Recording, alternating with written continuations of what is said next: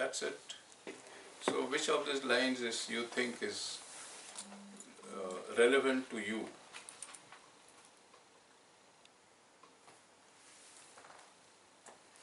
Jesus is talking to us on a personal basis.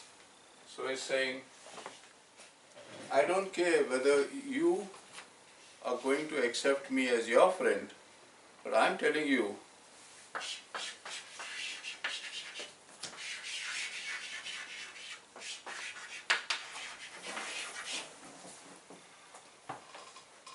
this statement alone can change your life. Only this statement. He's not saying worship me, he's not saying adore me, he's not saying give me homage, he's not saying pray to me, he's not saying nothing. What he's saying is, I'm your friend. And if you think of this statement, it's like, shall we say, the greatest person in this world, Queen Elizabeth, coming to this room and looking at Jerry and saying, I want you to be my boyfriend. Just, that's it. But this is not a queen, it is Jesus, Son of God, himself saying, I am. He's not saying I want to be. The decision has already been made by him. I am your friend. So if that is true, can we now develop a changing of attitudes toward Jesus and think of your best friend in this world and how you would like to relate with that best friend, and now transfer it to Jesus. Try to see what he smells like. Try to see what his words are like. Try to experience every aspect of his personality. Not as a distant God, but someone who says, I want to be your friend. Not I want, I am your friend. Let us get into that mode as we go into the next lesson called Awareness and Pebbles. Because he is our friend, and to prove it radically, he does something very radical. What does he do? He washes our feet. What more do we want? And still, great majority of us keep him at a distance. He is God. And we keep him at a distance not because he is God. We keep him at a distance because we tell ourselves that we are not worthy. The unworthiness of our life hits us over and over again, and so we can't come close to God. So who is stopping us from accepting this friendship? Who? We. And what is that that is preventing us from taking the hand and say, yes, I am your friend, deal? I cannot be your friend. I know who I am. I'm a smuck. I know who I am. Jesus is not saying, I am your friend because you're good, because you're holy, because you're beautiful, because you're not a sinner. As a matter of fact, he made friends with sinners, and that is why he was put on the cross. So the more unworthy that you think about yourself, the greater should be your thirst to satisfy the thirst of Christ. When he died on the cross, he said, I thirst. Why did he say I thirst? Because nobody accepted his friendship. I thirst for you. I thirst for souls. I thirst for companionship. I thirst for that. I want to be yours, but you don't want to be mine. What else can I do? I'm on a cross now, and still you guys are running away from me. Just think of the deeply fantastic love that that this person called Jesus has for us.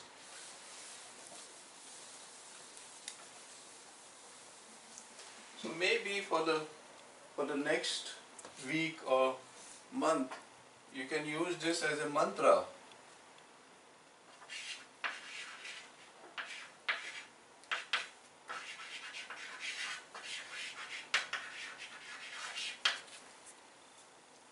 Repeat it to yourself, not like a Hail Mary, Holy Mary, but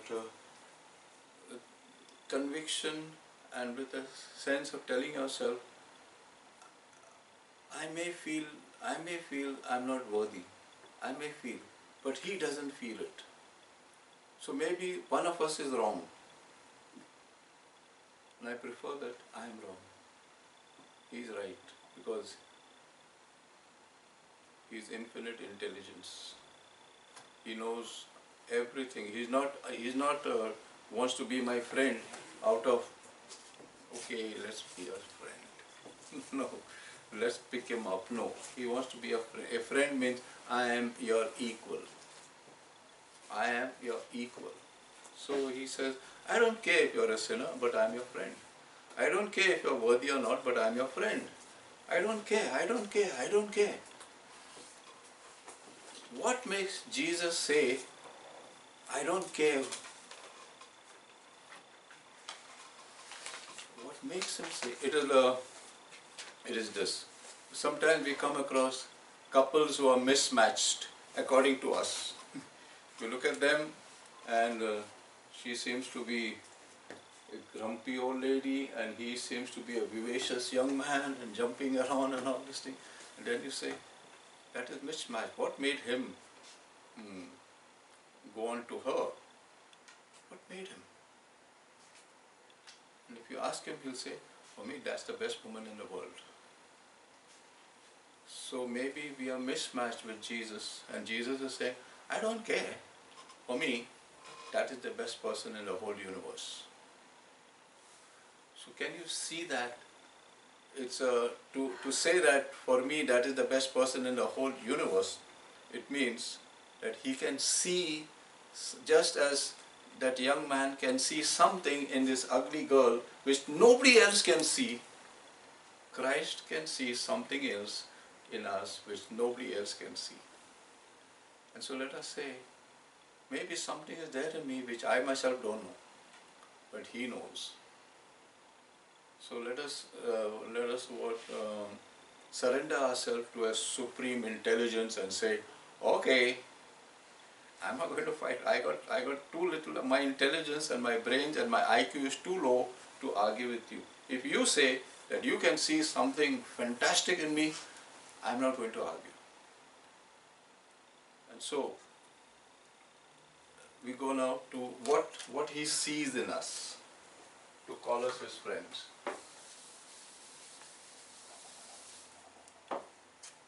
So this, we have come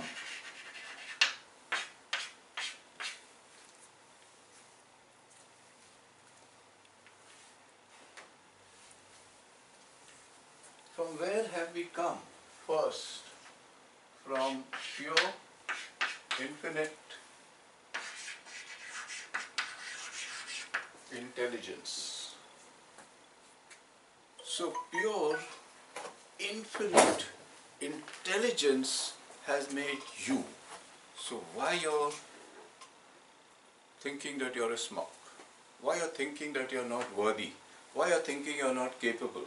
Pure, infinite intelligence has created him, has created each one of us. Pure, infinite intelligence.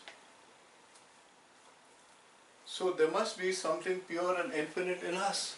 So we have been created by pure, infinite love. And if we have been created with infinite love, Love has taken infinite care to create us perfect. We were not just born from out of chance or some mistake or something like that. We are born out of pure, intelligent love. Pure love, which has put together all our cells in our body, all our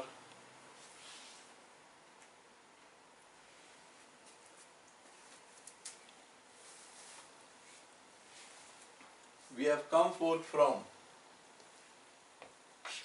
pure, infinite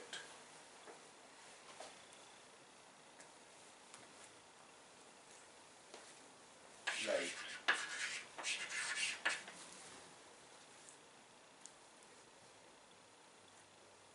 So, therefore, Chris Furnari sitting down here is a product of infinite intelligence, infinite love, infinite light.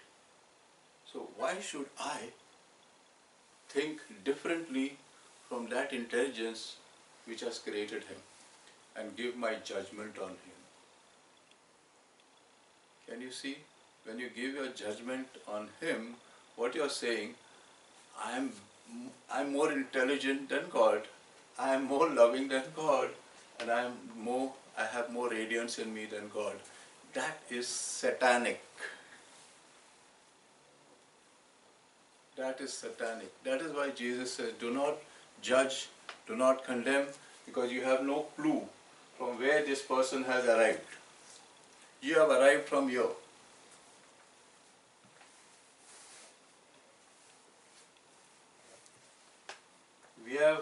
We have come from that which is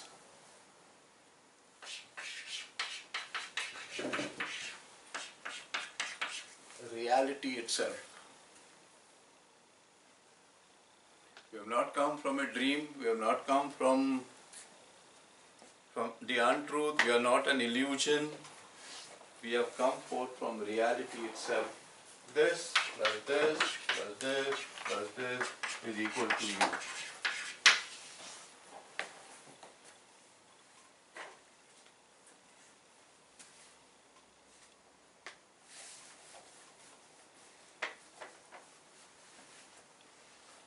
So because this is all true,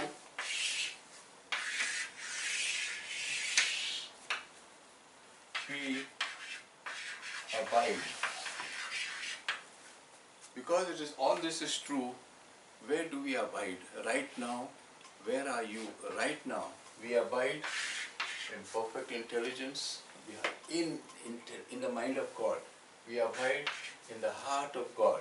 We abide in the light of God. We abide in perfect reality. That is our abode. We don't have to go to heaven. We are already there.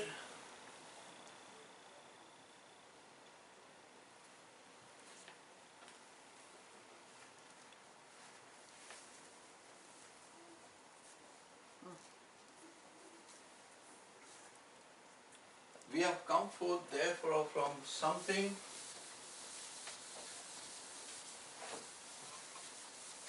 that is so powerful, that is so vast, that is such a huge mystery.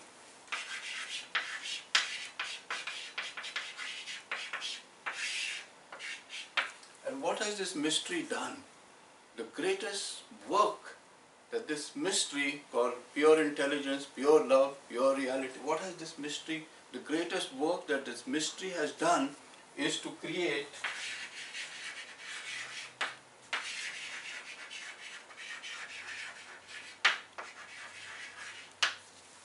consciousness. What the heck it is, don't ask me. What is consciousness? Each one of us here is conscious. Do you know what it is? Do you know of what it is made of? Do you know, can you touch it? Can you feel it? There's nobody here who is not conscious. And you don't know consciousness, how will you ever know the creator of consciousness? Wow. Just think of that. You are consciousness. You are consciousness. Created by a mystery. And because this mystery has created this consciousness, this mystery wants to link up with you. Say, what? I'm your friend. This mystery is talking to your consciousness and says, I'm your friend. I'm your friend. You're the best thing I could have created. You're the best thing. I cannot make anything more mysterious, more vast, more beautiful than your consciousness.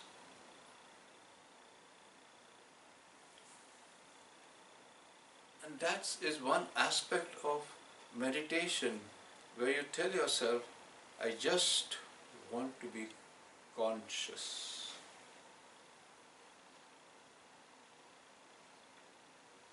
Just be that. I just want to be conscious. You can never not be conscious. When are you not conscious? When you're sleeping. When you're sleeping also you're conscious. Yeah. You're never not consciousness. Consciousness never sleeps. Even when you're asleep, you get up, somebody passing through the door or some car coming or something. You're conscious of it. You're conscious when you're about to go to sleep, and then you're conscious throughout the whole time. Maybe you're conscious to a different level. An aspect of your consciousness is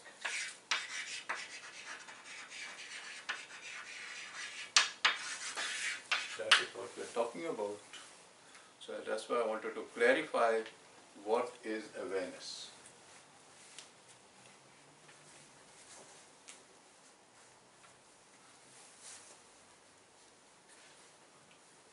Consciousness is the power to be aware.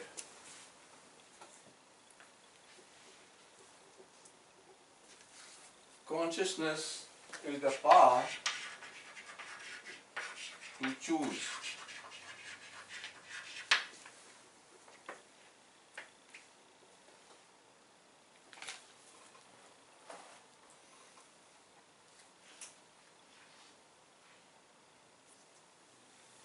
So, awareness is always there. So talking about your waking hours, awareness is always present. It is present before a thought, it is present during a thought, and it is present after the thought. Get that? You're aware before the thought can come. Then when the thought comes, you're aware of the thought. When the thought goes, you're aware that the thought is gone.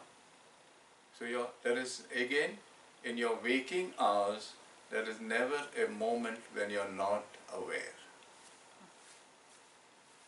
So awareness is a sub part of consciousness.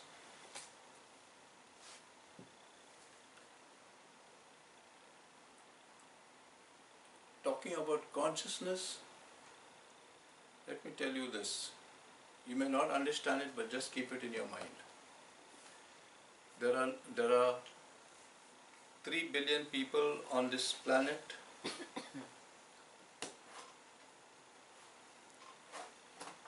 Now it's a lightning rod. We all share one consciousness. Different awareness, but one consciousness. And that's why we say we are one. We are one with God, because He cannot be away from us, and because He created one consciousness, we are one with each other.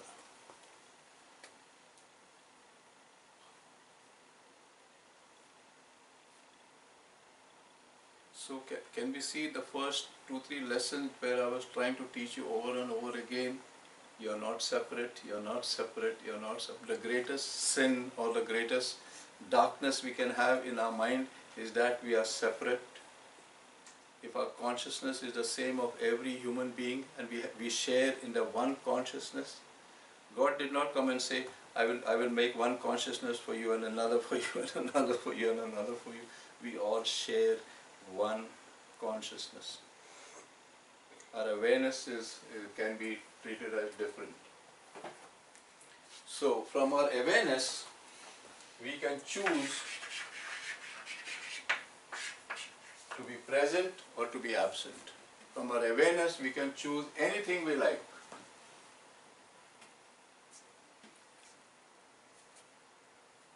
And because you are constantly aware, the only thing that can block your awareness is when you choose to embrace fear. When you choose to embrace fear, then you block awareness. Because then, here what happens now, when you choose fear, every time you choose fear, you go into survival mode of life. I must get rid of her or she will get rid of me. I must insult her or she will. I must prevent, I must do this, I must do this, I must do this, and this is out. So to be on a spiritual path, you have to move out from fear into more and more awareness. And what is awareness? If you read that book by that author, Eckhart Tolle, he writes and he tells us to be aware and to be out of fear, be present every moment.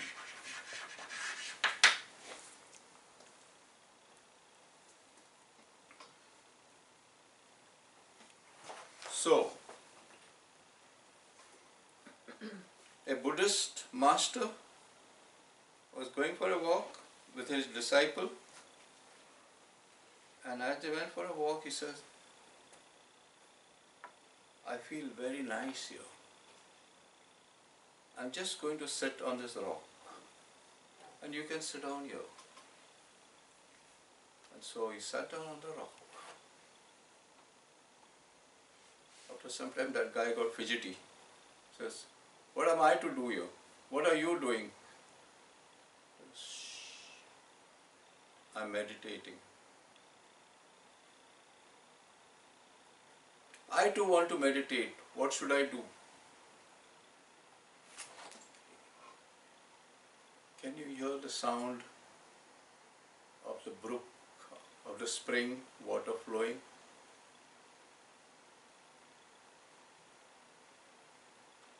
Oh yes, I can hear, but it's very boring.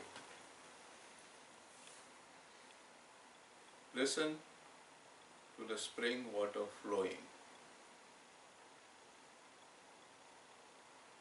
Okay.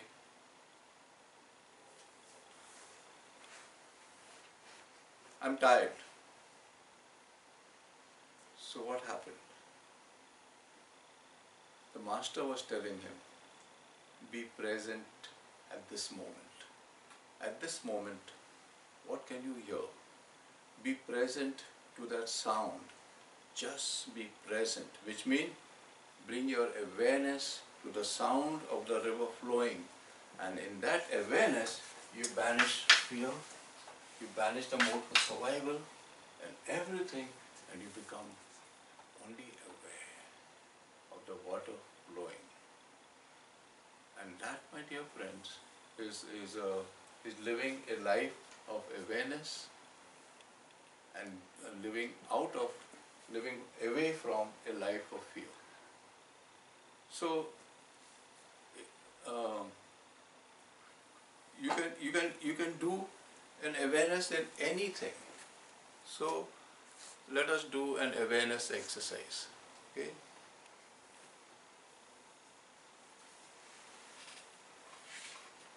Just,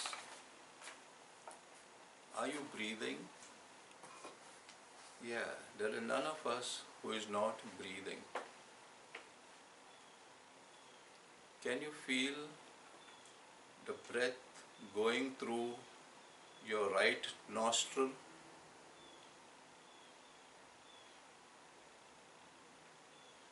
Just be with that breath as it goes in from the right nostril, and be with the breath as it comes out from the right nostril. Be with the breath. Be with the breath. Be with the breath.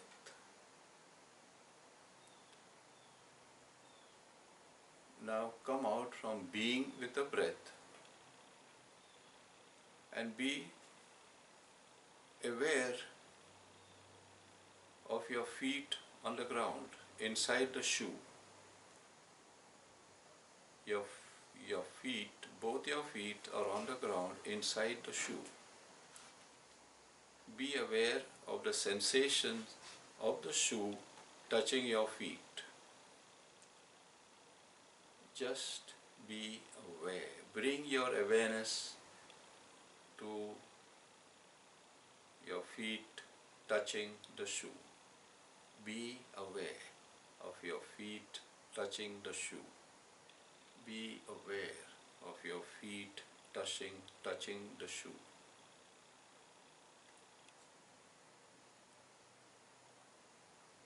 And now transfer your awareness to this moment where you open your ears and begin to hear the gentle hum of the AC machine.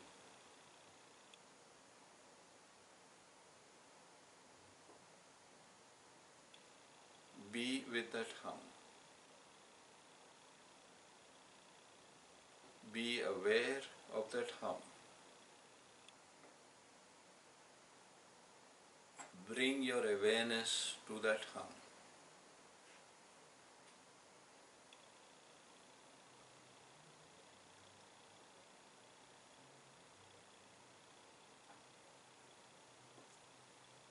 Now gently open your eyes and be aware of the class that is going on.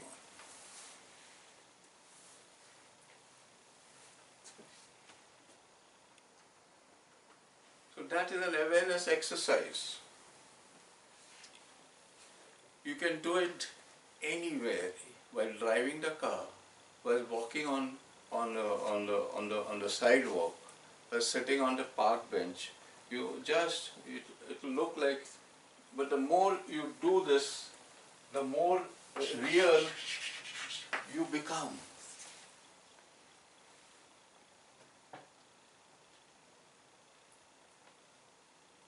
We have to learn in our spiritual life, all of you, my dear people.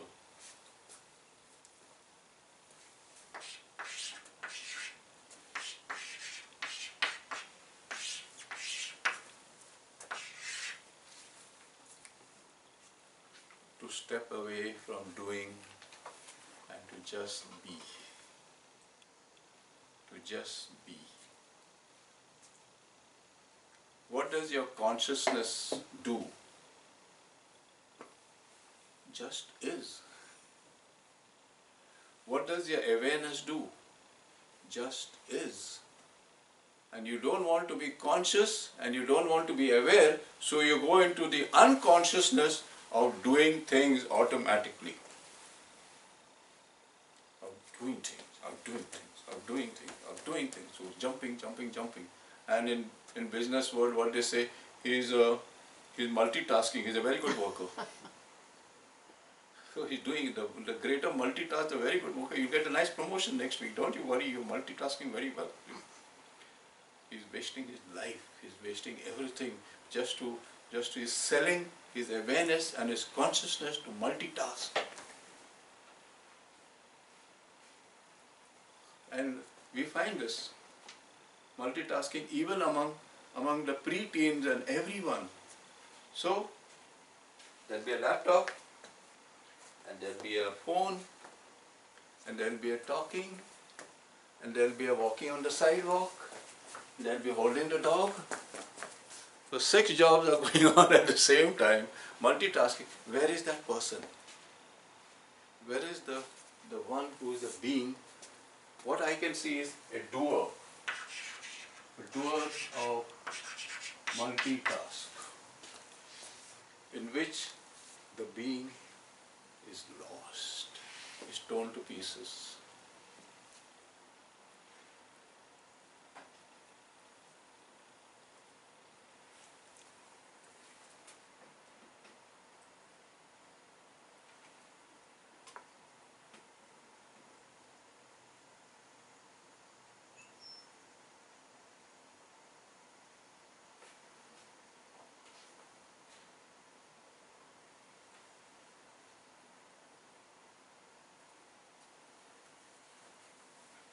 Any questions so far before we go forward? Good, you're all away.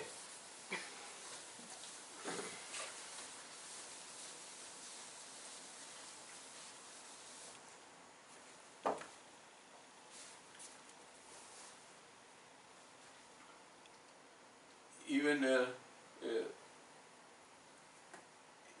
even in our love that we have for each other, what does love mean? To love means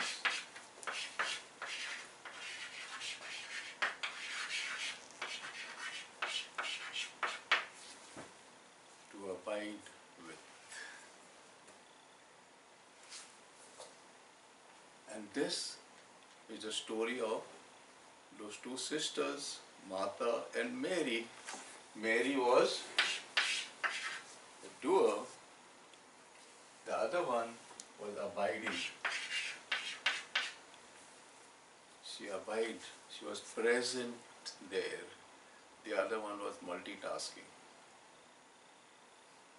And Jesus said, this is the better one. You were born to be, not to do. But the world evaluates us according to what we do. God evaluates us according to who we are. That's why He wants to be our friend. He doesn't say, I call you friend because you got a yacht. I call you friend because you go to church every Sunday. I call you friend because you've given charity thousands of dollars. No. I call you friend because I know who you are. End of story.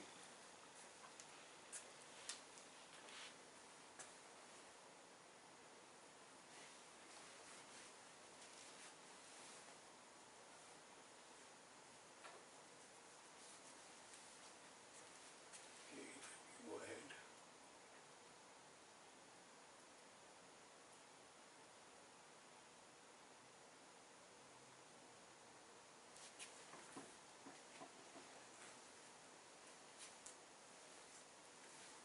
So,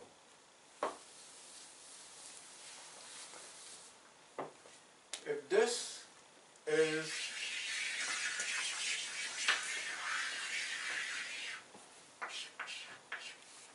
is awareness, just what is awareness? So, this is awareness. Suppose.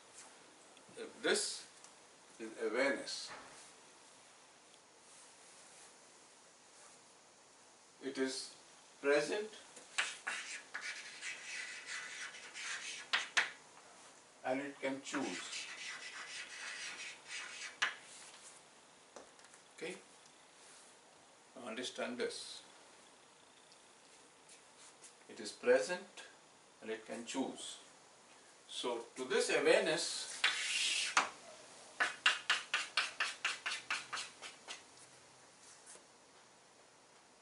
hundreds and thousands of thoughts, feelings, emotions, experiences come to this awareness. So it comes to the awareness. The awareness then chooses what to keep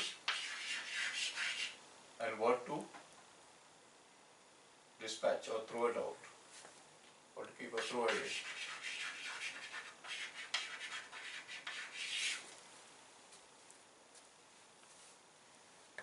So your awareness is composed of things that you have kept and kept and kept and kept. All these things which you have kept, all the hurts, all the experiences, all the traumas, all the happinesses, all the opinions, all the judgments, all the interactions, all the cultural thing, all the national thing, so all these things are there inside your awareness because you choose to keep them in your awareness. And that's why whenever you want to, you can bring it out and say, I remember that. What's the meaning of to say I remember? I'm aware and it is buried in my awareness and I can take it out whenever I want. So how many things have been buried inside your awareness because you have chosen to bury it there? So are you, therefore, is your awareness thoroughly polluted? Is your awareness thoroughly contaminated because of the choices that you have made to keep certain things? And if you ask yourself right now, if you go into your awareness right now, you will be able to count more hurts than joys. You will be able to count more pain than happiness. You will be able to count more betrayals than friendship.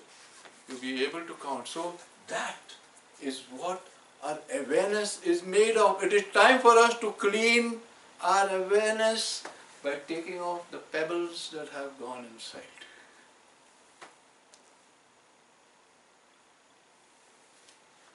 So the first thing, therefore, is to be aware of what your awareness is made of what is lying there in your awareness.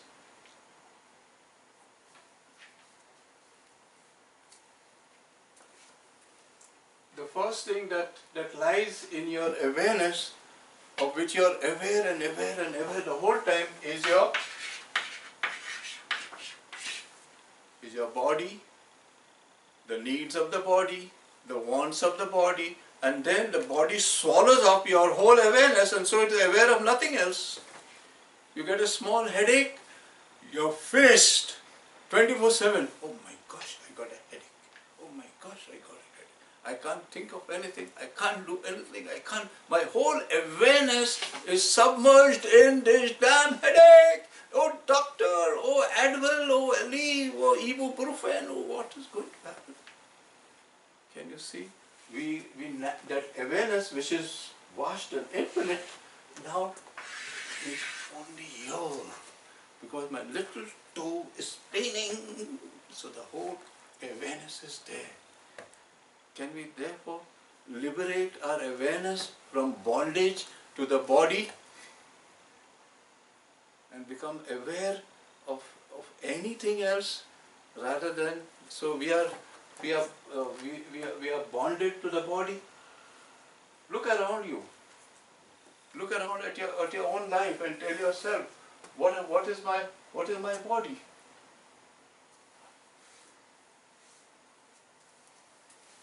All the things that are an extension of your body is your environment, is your house, is your friends around you, is your family.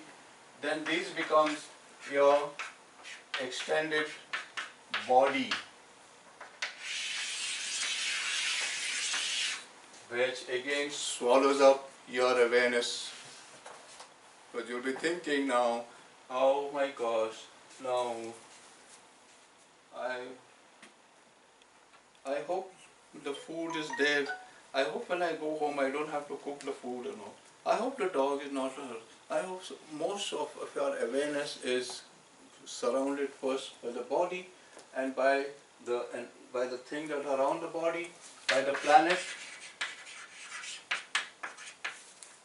by the politics that's going on,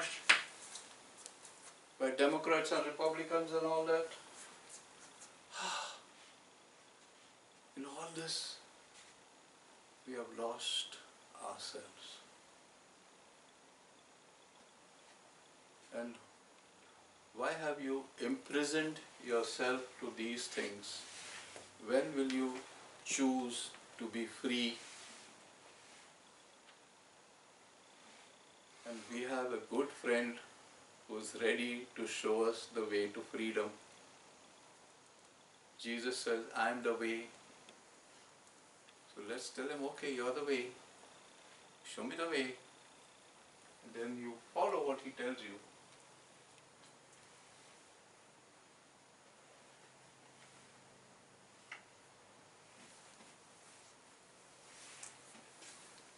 So we therefore can choose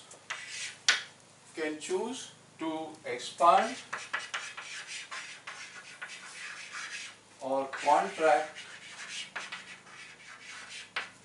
our consciousness and awareness. Nobody can do it for you. But because Jesus knew that you have these things inside you of which you yourself have just said, there are more important things than my consciousness. What is the Christian translation of consciousness? It's your soul. It's your soul.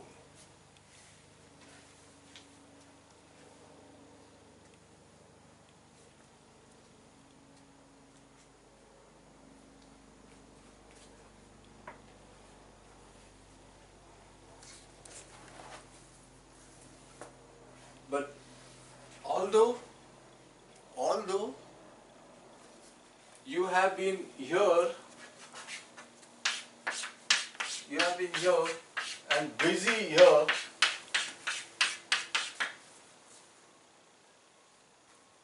and making a mess of who you are, the truth is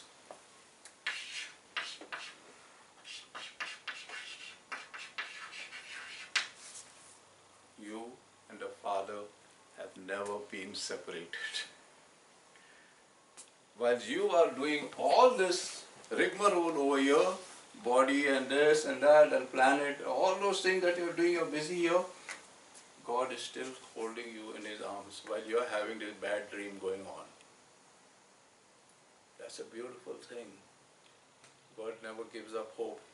This is a dream that we are having, and while we are having this bad dream, I told you the story of my sister Sheila having a bad dream. I think so. I think so. Okay. Sheila was my sister, and she used to get nightmares. And then she was a twin sister, not my twin sister. I had sisters who were twins. Maybe you didn't tell us Yeah, that. so she used to get nightmares. Finally, my mother and father took her and made her sleep between them. So Daddy decided that, and Sheila used to sleep in the middle. And when she grew up, became a teenager, and all those dreams went away, or those nightmares went away. So I asked her, what was happening to you? You used to get up and sweat it out and this and that. So this is what she told me. She said, I used to dream. Once what happened, my father got very angry with me.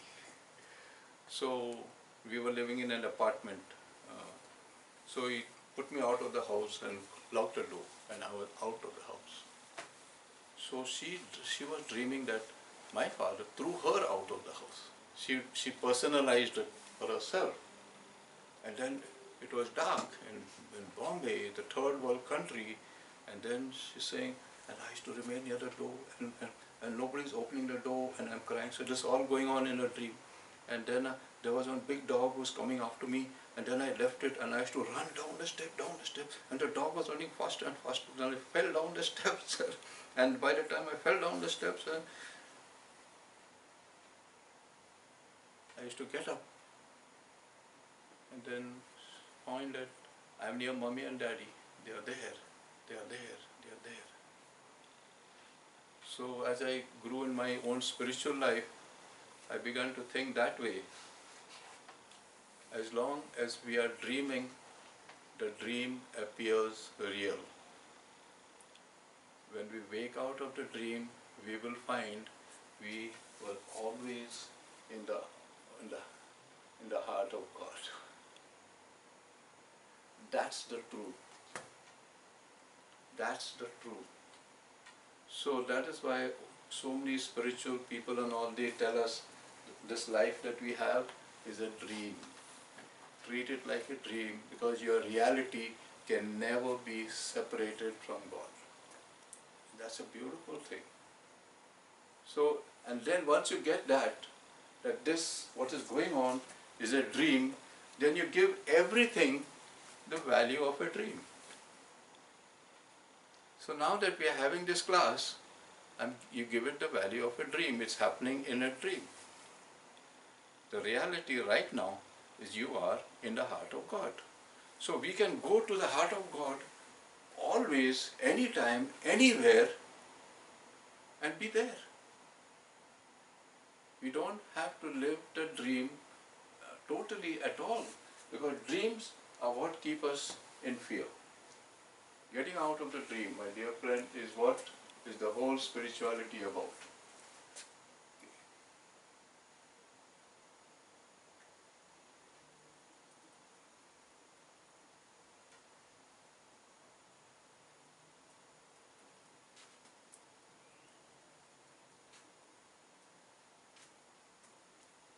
So,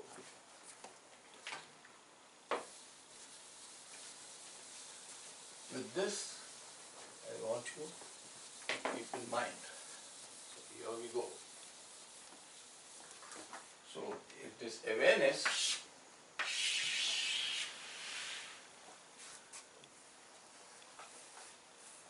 So you get a thought, and the thought is, I am not worthy, I am unworthy. You got a thought which says, I am unworthy. So now you put it into your consciousness. So you drop that pebble, I am unworthy, into this consciousness. And as you drop it here, the waves go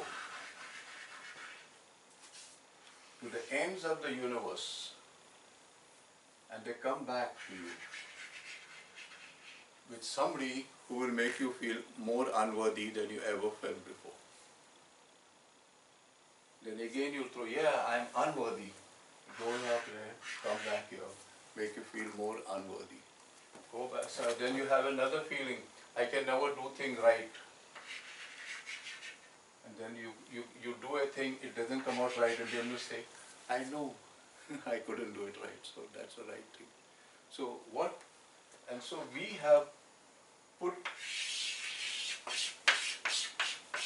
a huge stinking pool of pebbles of various things. People are bad. People are out to get me. I am not good enough. I am a failure.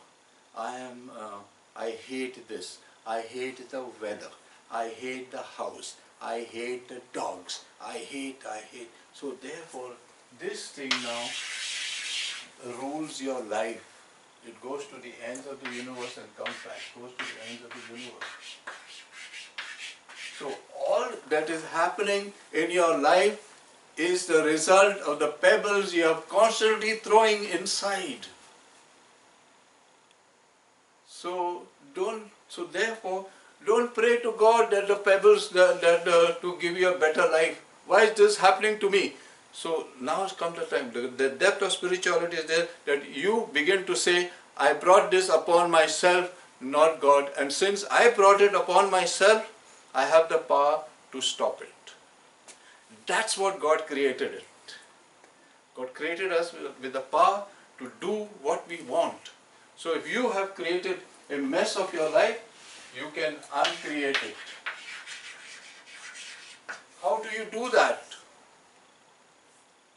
next Wednesday. I learned from the TV after the break. That was good. Thank you, Father. That was So great. usually, Father, when like dreaming at night time, I mean thinking